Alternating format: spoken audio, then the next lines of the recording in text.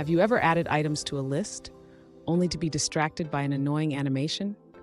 If that's you, you're in the right place. Today, we're going to tackle how to disable that pesky animation when using notifyItemRangeInserted in a RecyclerView. I totally get it. Those slide-down animations can be frustrating, especially when you're trying to keep your app looking sleek and professional. You're not alone in this. Many developers face the same issue.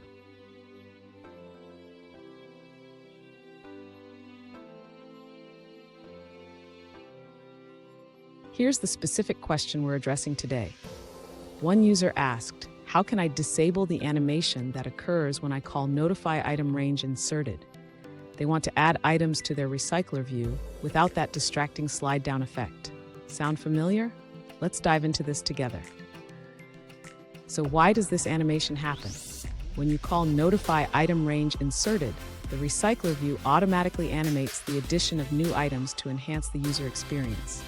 However, sometimes you just want a clean update without any visual distractions. Let's explore how to achieve that. And stick around. I have a quick tip at the end that will help you manage animations in your RecyclerView more effectively. To disable the animation when adding items to the RecyclerView, the user should first override the default item animator. This can be done by setting the item animator to null. Next, the user should ensure that they call the notifyItemRangeInserted method after updating the dataset. This will allow the RecyclerView to refresh without any animations. Additionally, if the user wants to maintain some control over animations, they can create a custom item animator. This allows for more flexibility in how items are added or removed. Finally, the user should test the RecyclerView to confirm that the items are being added without any animations. This can be done by running the application and observing the behavior. Fun fact, did you know that animations in apps can actually improve user engagement? But sometimes, less is more, especially when it comes to functionality. Now, let's look at the answers provided by other users.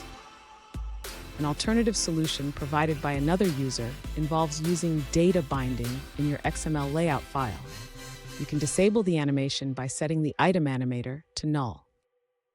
This method works because RecyclerView has a public function called setItemAnimator, allowing you to customize the animation behavior. Let's move forward and look at another answer.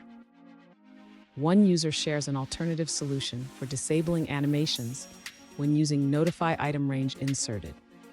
They suggest setting the RecyclerView's item animator to null before submitting the new list. After a short delay, they recommend re-enabling the default item animator.